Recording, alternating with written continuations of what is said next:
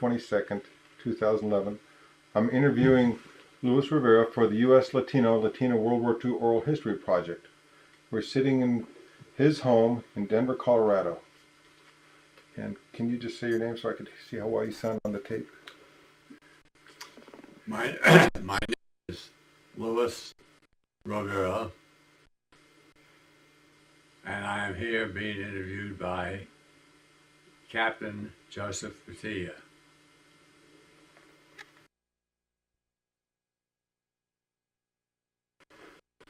Hello, Judge. We're going to start with some questions here. First of all, can you tell me about your childhood? Do you have any brothers or sisters? I have two sisters who are both now dead. One sister is 10 years older than I am, and the other is 2 years older than I am. Can you tell me their names?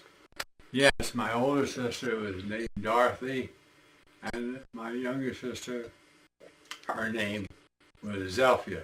That is Zelphya.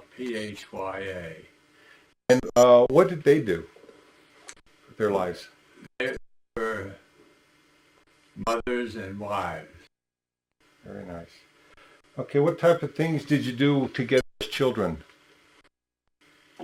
Well, I can't think of very many. It's so long ago, but I think we grew up in New York City. We lived in an apartment, and we went to different schools because at that time boys went to one elementary school and girls went to another. Excellent. What did your parents do? My father was a graduate of the University of Pennsylvania, where he met my mother, who was a Philadelphia woman. And my father was at one time with the steamship line. Another time he was with one in the founding in the early days of the Pan American Airways. In New York City, he worked in travel at the Hotel Taft in New York. And mother was a housewife and wife. And did your family have to economically during the Great Depression? I would say struggle, although it was difficult. A penny was, you could go to the candy store and buy candy for a penny. A nickel was big money. We never missed a meal. My father managed to bring home enough of the dollars to make sure that we paid our rent and that we ate in good order.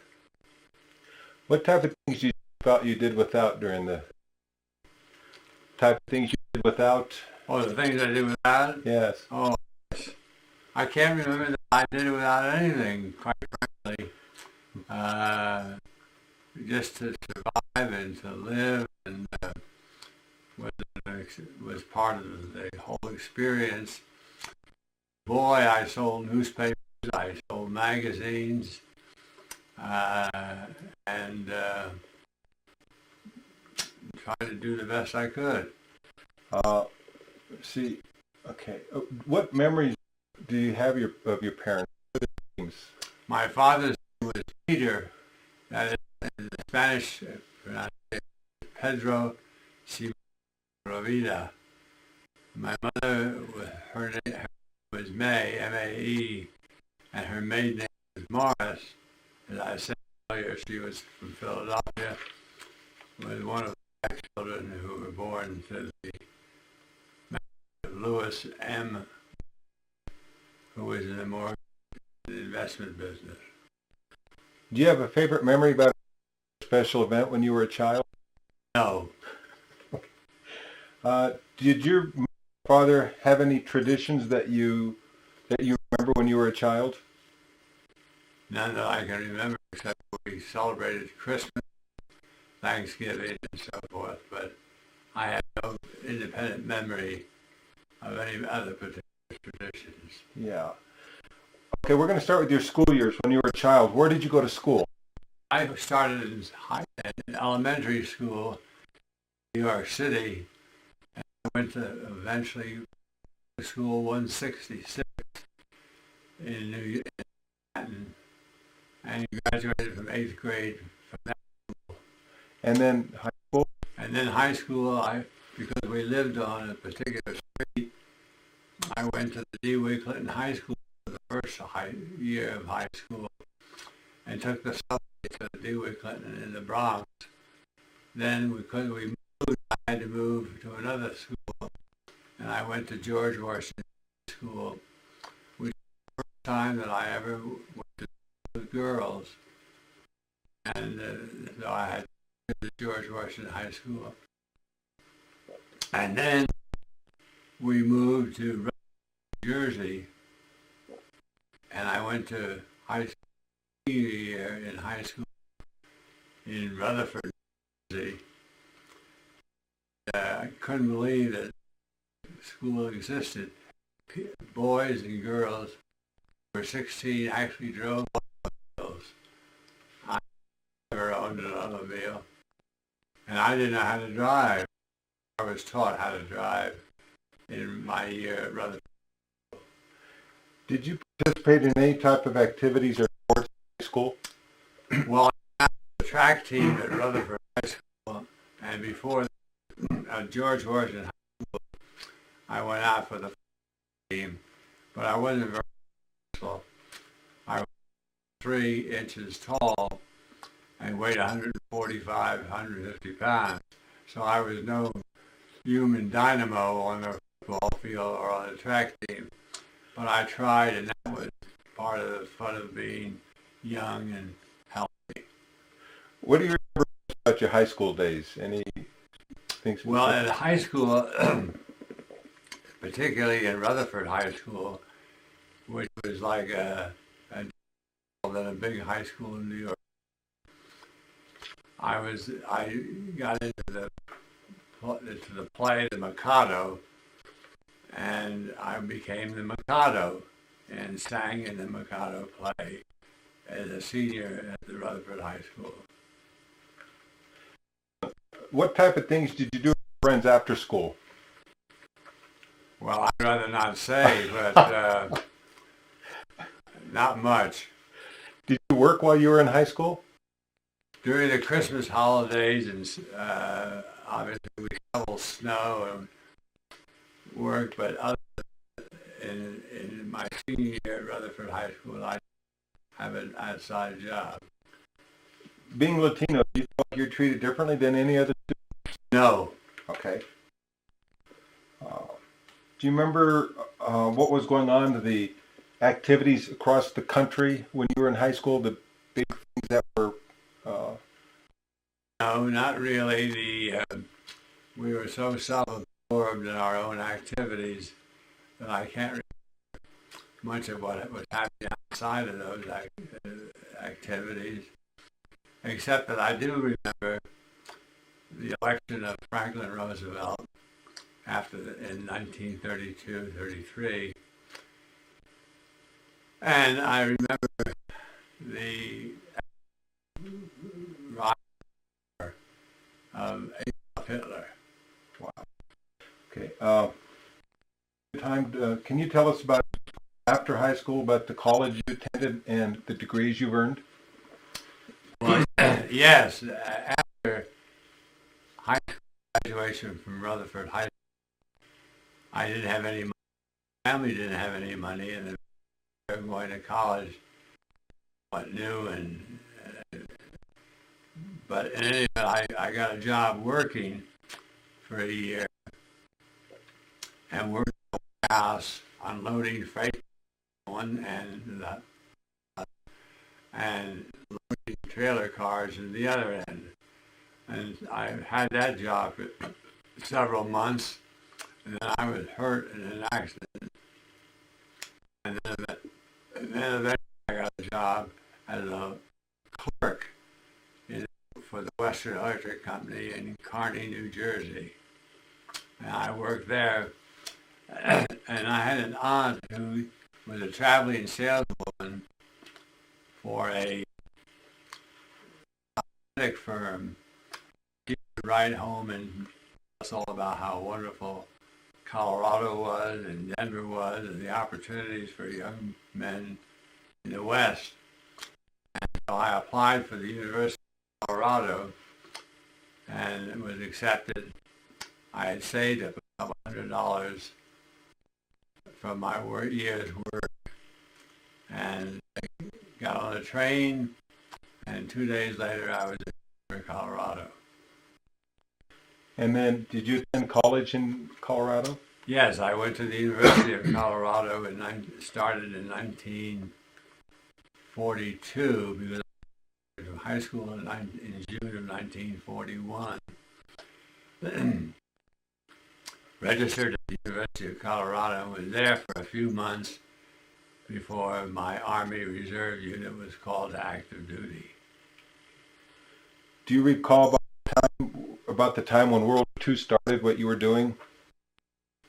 Well, World War II started at Pearl Harbor in December of 1941, and I had just turned 18 in September of 1941, and I registered for the draft, as all of the boys did at the beach, and was working at this warehouse that I just mentioned.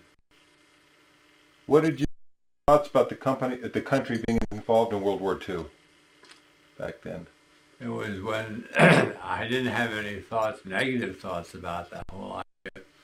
I thought it was just awful that the Japanese would take advantage of us and do that bombing on Sunday, December the 7th. Were you drafted or inducted? I joined, after I went to the University of Colorado, I immediately joined the Army Reserve unit and enlisted in that group and was there for a few months before I was called active duty. Where did you go to basic training? I went to basic training at Fort Belvoir, Virginia in the Combat Engineers Group.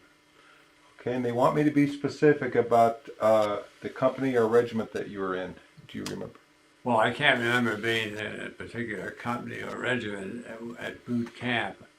That didn't happen until I eventually went in the infantry years later with the 102nd Division. Did you feel like you were prepared to go overseas during this basic training?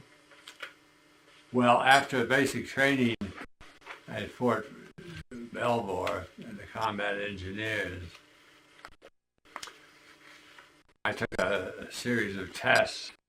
The Army at that time decided they would have the Army Specialized Training Program, known as ASTP. And the purpose of that ASTP was to young men and have them become professional engineers in 18 months. We were sent to various colleges around the country. And I was assigned to Catholic University of America. 6 months after I was at Catholic University, all the basic college courses relating to professional engineers, calculus, chemistry, physics. The Army decided they didn't need any more professional engineers, but the Army decided they needed infantrymen. So the Army Specialized Training Program was terminated, and I was sent, along with the other students at Catholic University, to Camp Swift, Texas, for the 102nd Infantry Division, which had been in training for some time and which was getting ready to go overseas.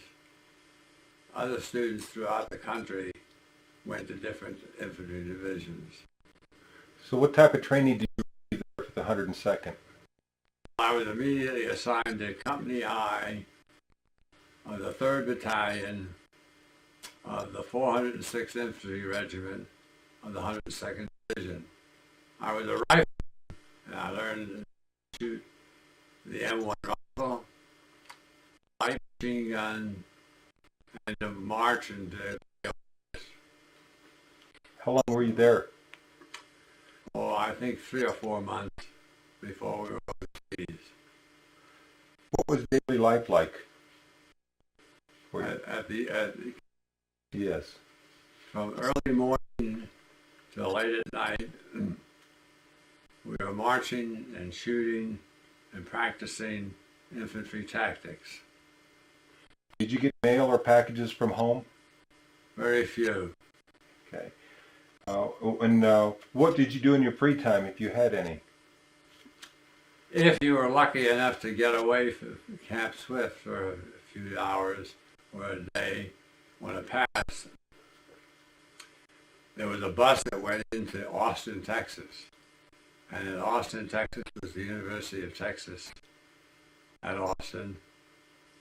And the men from the 102nd who had a pass could spend time in Austin, Texas. We spent a lot of time at a place called, as I remember, Barton, which was a wonderful swimming pool, and you could have the opportunity to meet a lot of girls. How did you get along with the other men in your? Just fine. Mm-hmm. Who were your friends? Who did you make friends with? Anybody who would be a friend of mine was. What do you remember about the people you met? Not much. Mm-hmm. Okay. Other questions? Did you face difficulties in the beginning? There at Camp Swift? No. Okay. Other than the change from life as a cadet at Catholic University to being a rifleman in an infantry company in Camp Swift, Texas. Okay. Do you have any stories or memories you'd like to share over that time? No. Okay. Now we're going to talk about. Let's talk about when you were deployed overseas. Where did you go to, and where did you ship out from?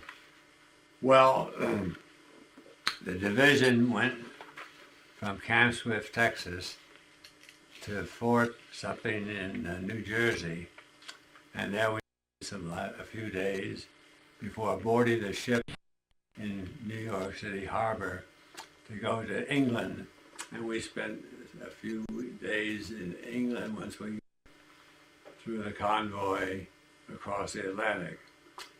From England, we immediately went to Cherbourg, our first entry into the war zone at Cherbourg. I think it was in July or August of 44. And then from there, we walked our way across France to Holland and Belgium, and then finally wound up at our division finished up at a place called Magdeburg on the Elbe River in Germany, where we met the Russians, the surrender of German troops. So tell me what life was like when you landed at Cherbourg. Difficult. Was there still combat action occurring there at Cherbourg? Yes. Okay. Did you stay at any of the camps, Lucky Strike, or any of those? No. We, after being in Cherbourg for a few days, as I remember, we immediately moved down the peninsula and started out toward France, in France. How did the French treat you? Well, as far as I was concerned. Where did you sleep and what did you eat during those days? Well, we slept wherever we stopped. In whatever foxhole we could dig, we would dig a foxhole. That was the first thing. Sleeping bags and as far as eating was concerned, A rations and M rations and occasionally hot food would get to us. Yours was obviously a combat unit. Were you guys traditionally encountering the enemy as you would move across France? Yes. And what were your days like? How were they spent once you started moving across France? trying to avoid being killed. That's a great goal. Uh, do you have any memories of either encountering the enemy or taking prisoners or anything? Well, it depends. We took a number of prisoners at various places along the way rather. One thing I do remember, my first real vision of how horrible the war could be was when I saw a German I think he was probably a non-commissioned officer, standing in the turret of a tank that was on fire, and he was on fire too. And that was the first vision of the horrors which we would encounter over time.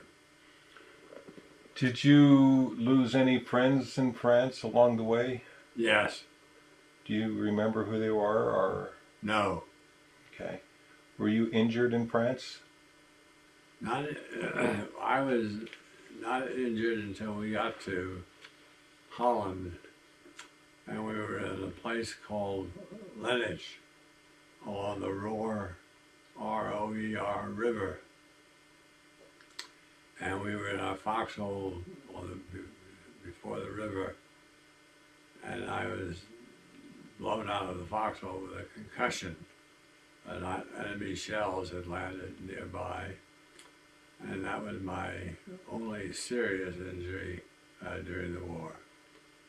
And then you said you were then taken to a hospital, and can you tell what happened there? Oh yes, I was taken to a hospital from the Army MASH unit, and was in a hospital in Brussels. And at that time, the Germans were shooting these V1 rockets or V2 rockets, I'm not sure which. And I felt pretty much exposed in that hospital on the third or fourth floor of the hospital. We were there for a few days, and then we were taken to England, where I went to rehabilitation, and then back to rejoined my unit a month or two later. Where was your unit at when you rejoined it? In Germany, near Frankfurt, as I remember. Were you, before you were injured, were you a squad leader? Yes. I started out as a private rifleman. The second lieutenant of our company, of our platoon, was Lieutenant Henry Swan, a wonderful man, and I became his runner. Now, that was in the event of a breakdown of radio or cable or telephone communications. But the runner would go from the lieutenant's office, lieutenant's, not office, but his foxhole or headquarters, to company headquarters and get orders and take requests back and forth.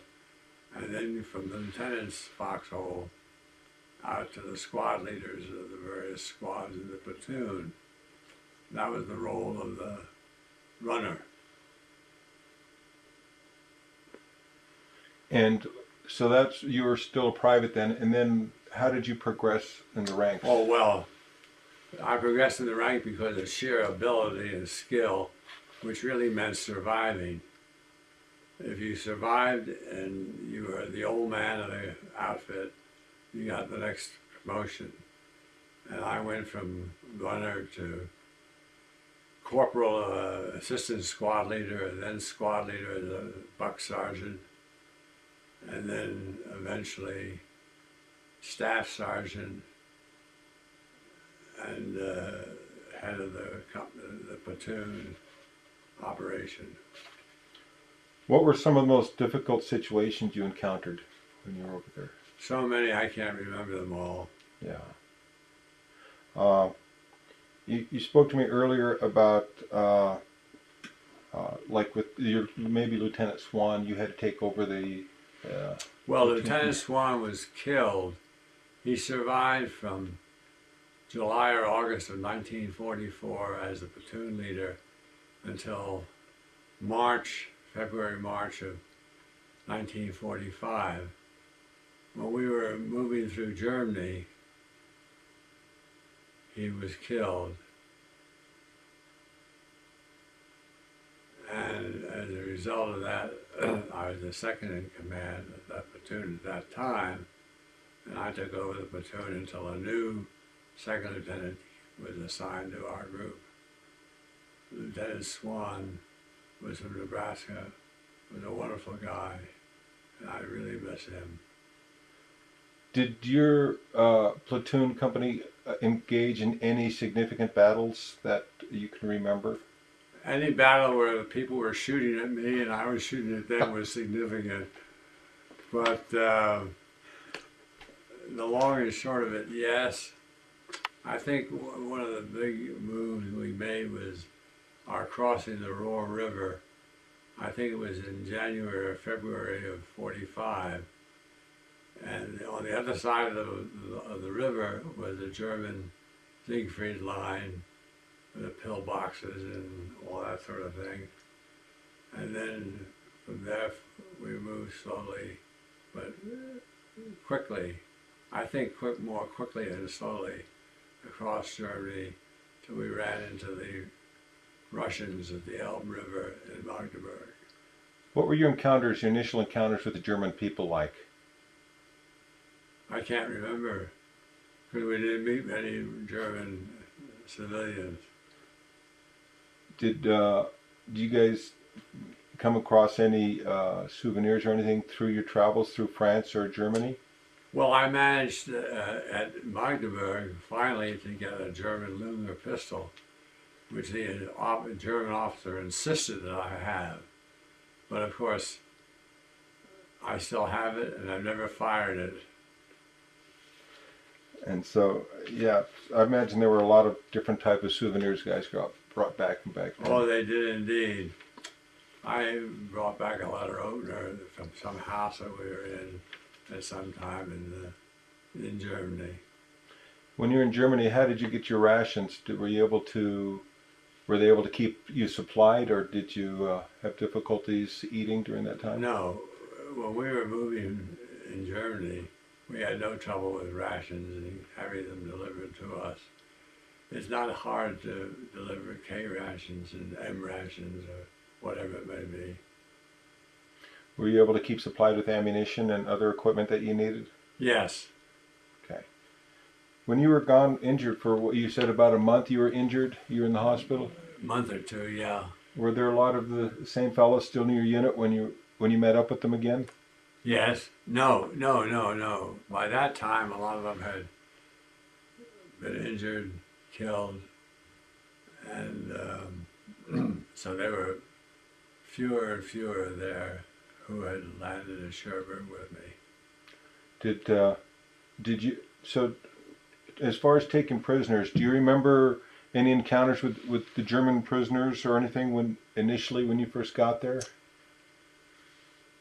Not when we first got there, but at one time I had one of the soldiers of my platoon taking prisoners back to a prisoner camp, and he managed to take them back and get back to the army to join us in very short order, and I wonder how he had done it so fast.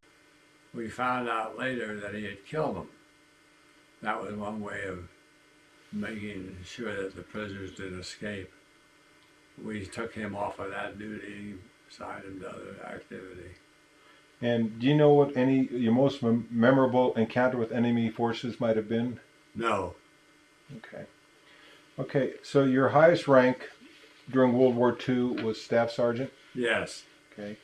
Can you describe what medals or badges you earned during the war?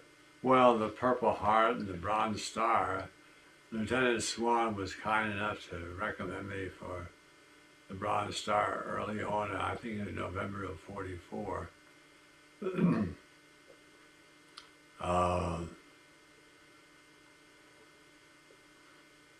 The usual ribbons and medals haven't been in Europe during the war.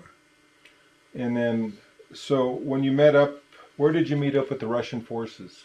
at Magdeburg on the Elbe River. What was that like? Wonderful. We made all kinds of money, and the Russians loved it because they got our watches and other gadgets, and we got their vodka and money. Very nice. And then, what can you? So when the German forces surrendered, and they started surrendering in mass, and they wanted to surrender to your forces rather than the Russians. Yes. Can you describe what that was like? Well, sure, because the Russians were pretty tough on these German prisoners, whereas we treated them with a certain respect and treated them decently. And so the German officers and non-coms and enlisted men wanted to surrender to the American forces rather than Russian forces. Were they allowed to do that, or was there a procedure set up? No, there was no procedure set up. The Germans just ran and swam across the river, boated across the river, did everything possible that they could to avoid being captured by the Russians.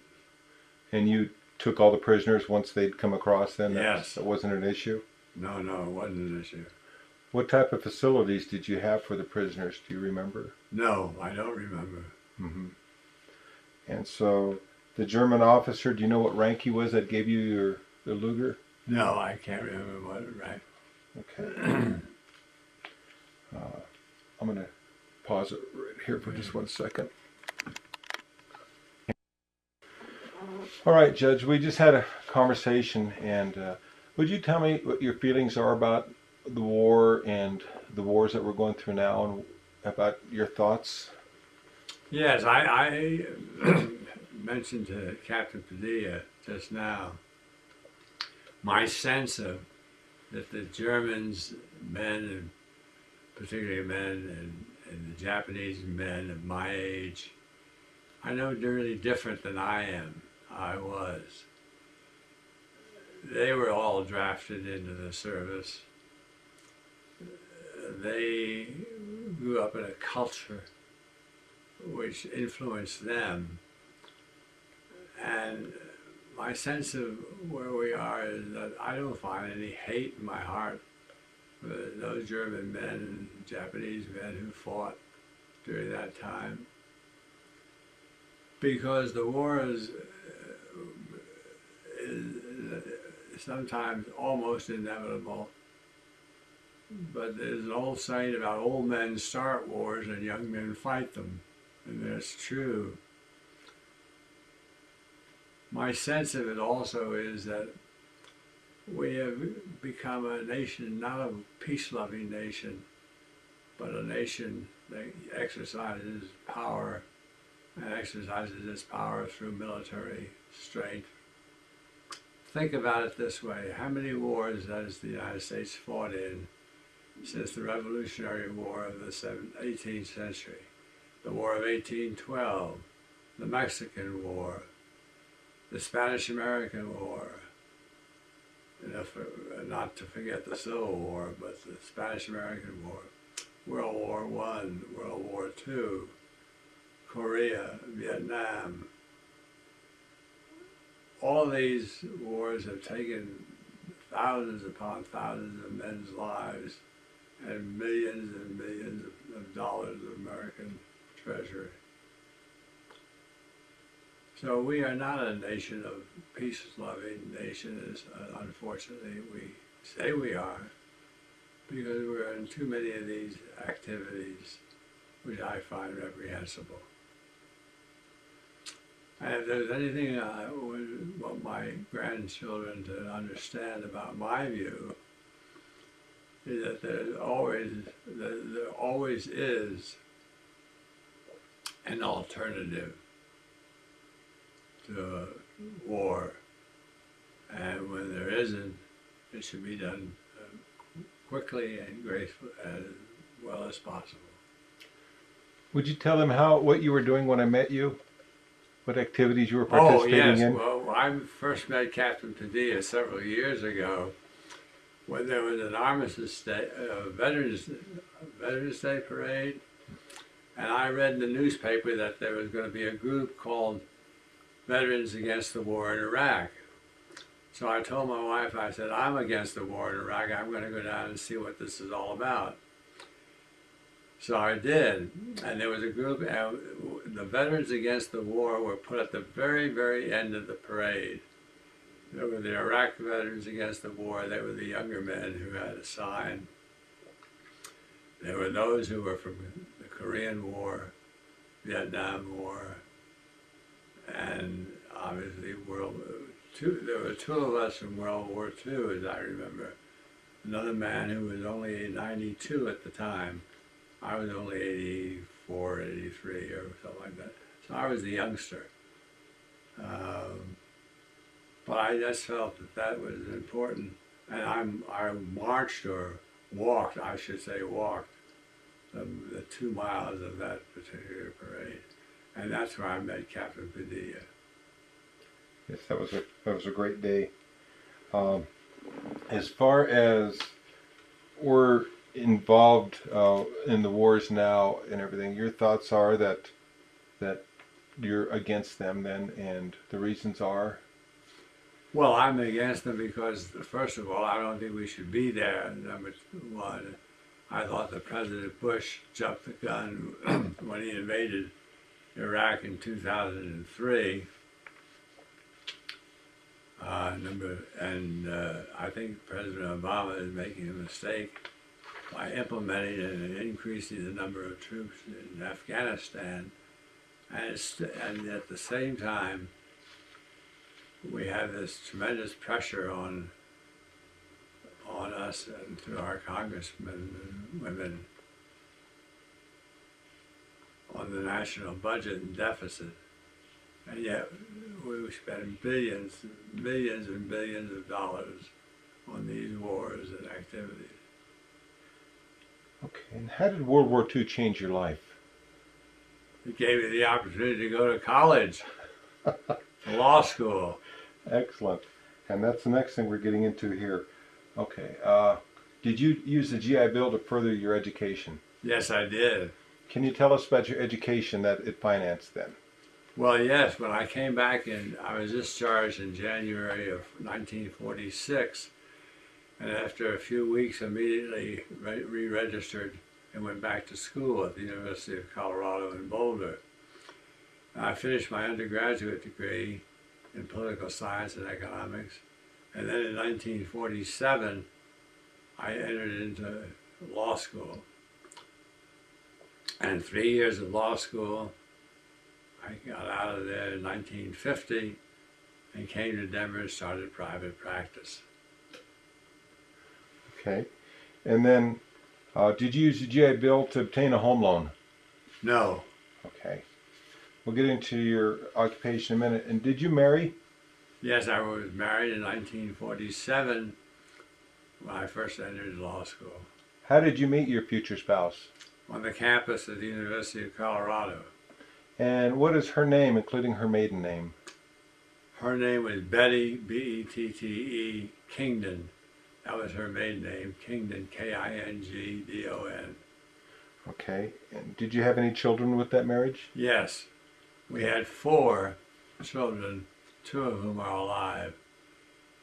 Linda was our firstborn in 1951. She died of a brain tumor in an operation at the Children's Hospital in Denver.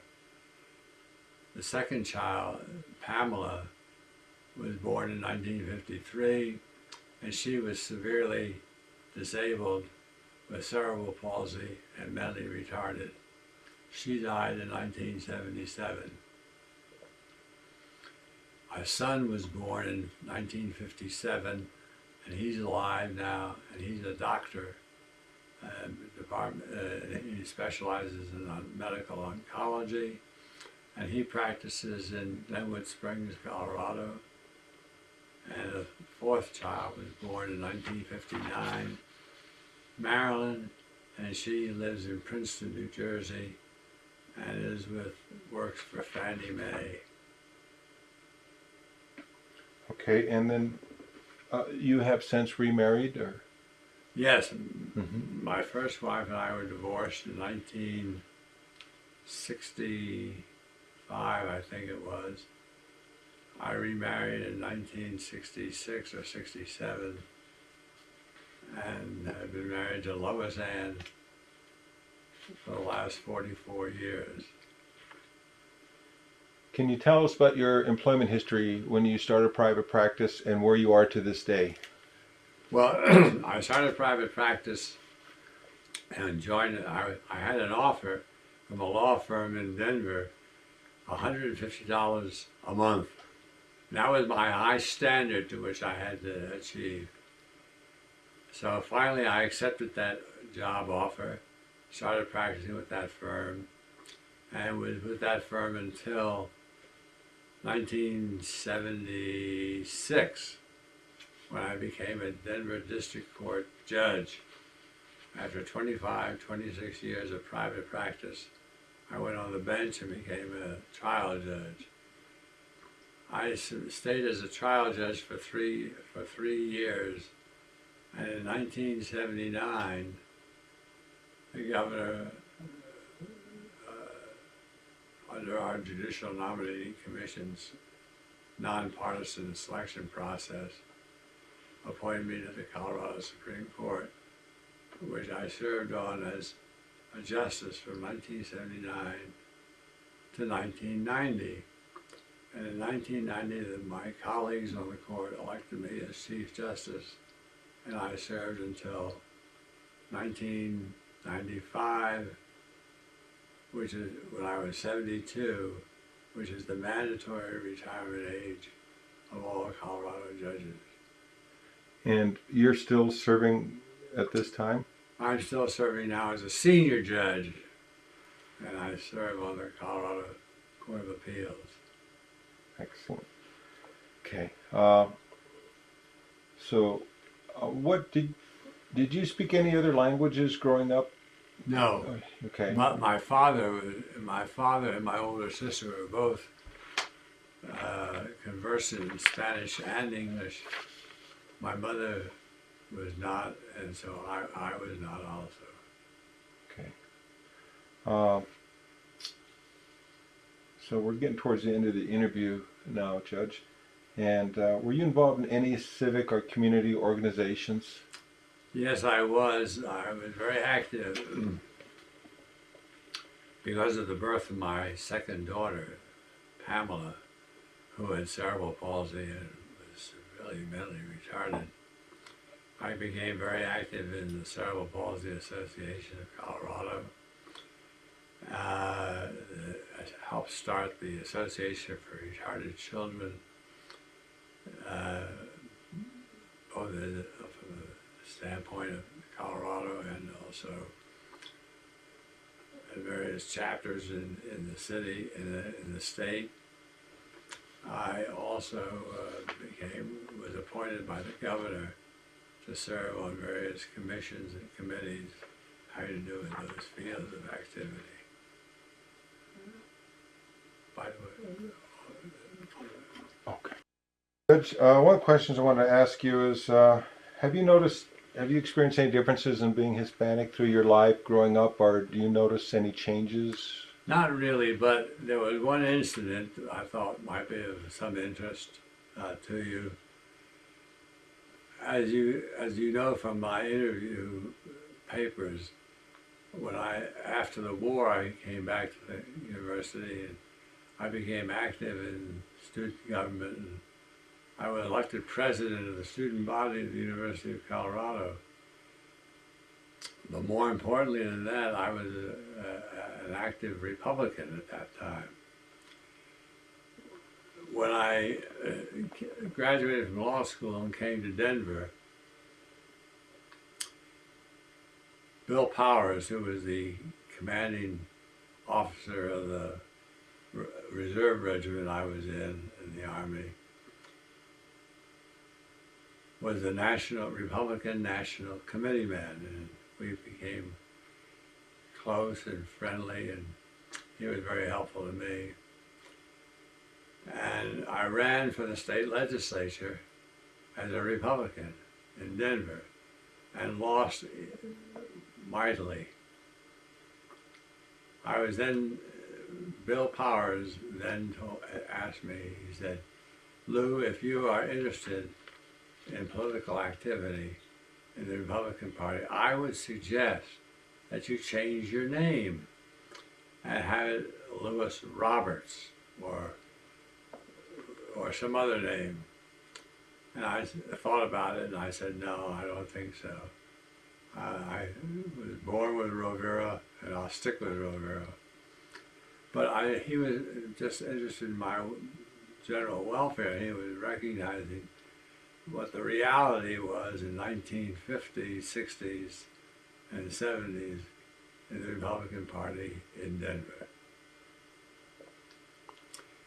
As it turned out, I never ran for political office again until 1962, I think it was, or 64, when I decided that I would run for the Board of Regents of the University of Colorado as a Republican.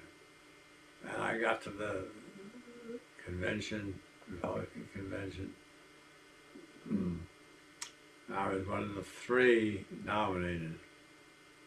And I was told by the Republican leadership that if I were to promise that if I were elected, that when I got elected and was on the Board of Regents, if I would promise to fire Quig Newton, who was the president and a Democrat, that they would make sure that I won the primary.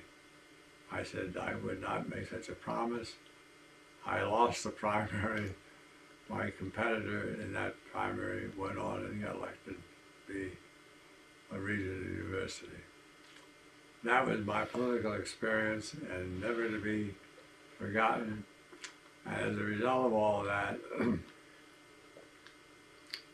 when I became a judge, I can't remember the exact time when, I took myself out of the Republican Party and am now and have been for many, many years an independent, unaffiliated. I'm there with you, Judge. Do you have any advice for the younger generations? Not really. They wouldn't pay much attention to it even if I gave it to them. Okay. Is there anything else you'd like to add or anything else you'd like to talk about, Judge? No, I think this whole process is really an outstanding effort by people like Captain Padilla and others at the University of Texas at Austin to memorialize the activities of Spanish American persons who were active in military service. I am somewhat surprised sometimes. People will ask me, well, Lou, where were you born?